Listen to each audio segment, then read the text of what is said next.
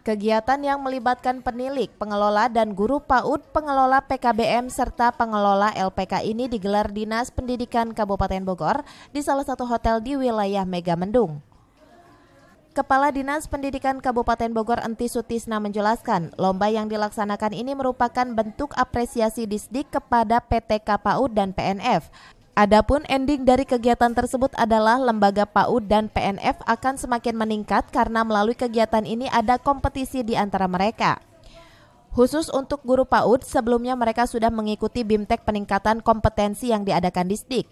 Maka dalam lomba ini mereka ditantang untuk membuktikan kualitasnya. Di sisi lain, lomba ini juga menjadi media evaluasi Dinas Pendidikan Kabupaten Bogor. Di tempat yang sama, Kasih GTK PAUD dan PNF Disdik Kabupaten Bogor Fahrul Rozi mengatakan ada beberapa mata lomba yang diikuti, seperti lagu keulinan budak Sunda, tata rias pengantin, tata kecantikan rambut, tata busana, instruktur komputer, pengelola LPK, serta penilik. Apresiasi PTK PAUD dan PNF kali ini diikuti 900 peserta dan melombakan 15 cabang, yaitu Kepala TK berprestasi, Guru TK berprestasi, Kepala PAUD, Guru PAUD, Tutor Paket A, Tutor Paket B dan C, serta Pengelola PKBM. Nanti ke depan PAUD ini menjadi lembaga yang sangat penting kualitasnya, dari segi kualitas, ya, tidak lagi dipandang sebelah mata.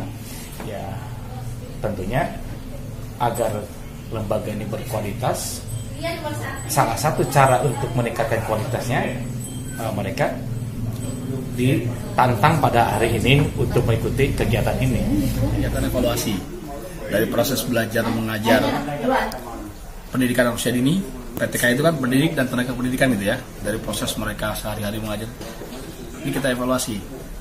Apakah ada kemampuan yang tersembunyi di daerah nih gitu kan. Makanya kita lihat di sini gitu kan, mereka berani menampilkan diri, membuat karya nyata gitu kan, kemudian membuat tulisan.